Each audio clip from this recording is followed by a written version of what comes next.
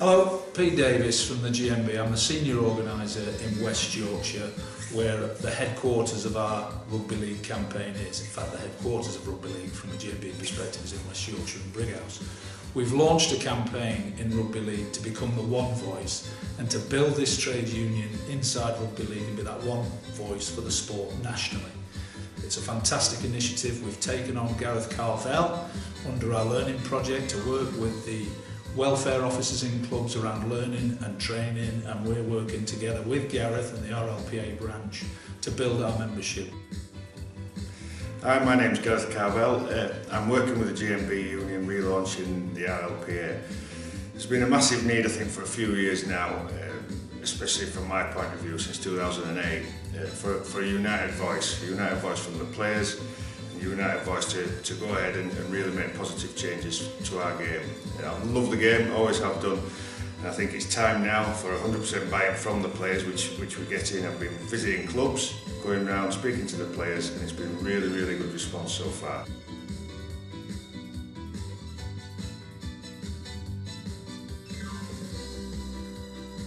I heard a story just this morning when we were visiting one of the clubs. An international player hasn't got a permit to work here, he's only got a permit to play, he's playing part-time, he's on pay as you play. So this guy who's got a family only earns £8,000 a year, can't go out and get a job anywhere else, no access to benefits.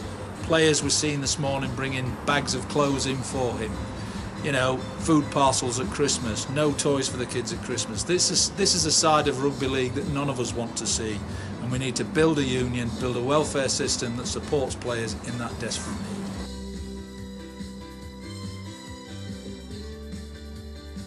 We've had discussions with the Australian branch of the RLPA, a separate branch to us, but doing the exact same thing.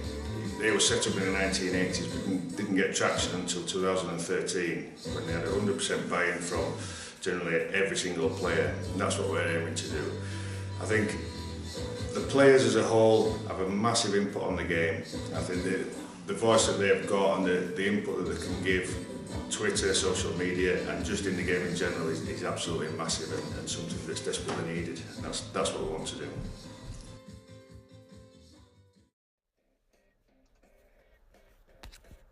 You're listening to Rugby League on TalkSport 2. Rugby League Hall of Famer Gary Schofield is here. Phil Kaplan, editor of 4020 magazine. Richard Shurwright, the voice of Rugby League updates on TalkSport. Myself, Mark Wilson, the Rugby League commentator here at TalkSport. Talking all things Rugby League. We love the game.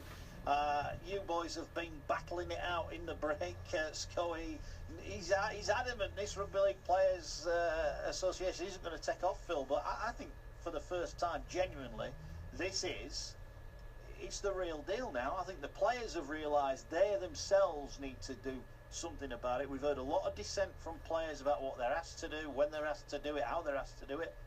If they don't speak up for themselves, Phil, then no one can speak up for them. I think they've overcome the most significant hurdle, and that is they've already been recognised because it's part of the existing GMB agreement with the sport. I think the governing body, as much as we may have criticised them at the top of the show for perhaps not showing leadership in where the sport's going, one thing that absolutely, under people like Emma Rosewarne, who's been at Red Hall for years, is the lot of the player in terms of welfare is at least being acknowledged these days. And I think to bring the players in now as a voice, as a responsible sport, you have to do that. And the RFL have seen that and they're taking steps. And I think if they cede some power to the GMV via Gareth Carvel's own unit now within that, with the resource behind it that he spoke of, then the players are going to get more and more of a voice, and that can only be a good thing. We also have a resource that we need to use. We're coming to the end of the era of the first tranche of full-time professional rugby league players who started in 1996, who are starting to retire. Now that is a resource the sport's never had before. We've already seen some people like Jamie Peacock have gone into Hull KR under Neil Hudge, who'll be the director of rugby. Kevin Sinfield's moved into Red Hall as as somebody who's going to look at the operational side of the sport.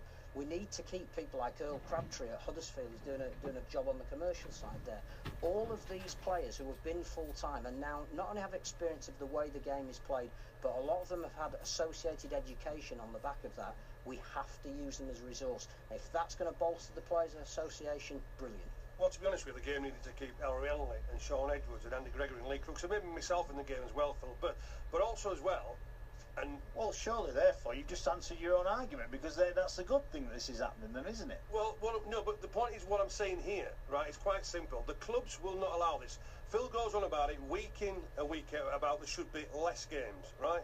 Let me just tell you this one proposal. If the players say, right then, throughout the season, the league campaign is only 23 games. How much revenue do clubs lose? This will not happen because clubs can't afford to not to be playing 30 games a season because there's not enough revenue in the game. It will not happen. But one of the things that has happened in Australia is that the Players Association have managed to get a mandatory period of off-season. And that has been agreed by the clubs, and that's a starting point that we should be looking at here. Well, we'll see. That will rumble on. I think you're wrong, Gary. I think they will get their own way. It might not be as drastic as that. It might be a small change at first, but I think this is the start of a new dawn, and good luck to Gareth Carvel.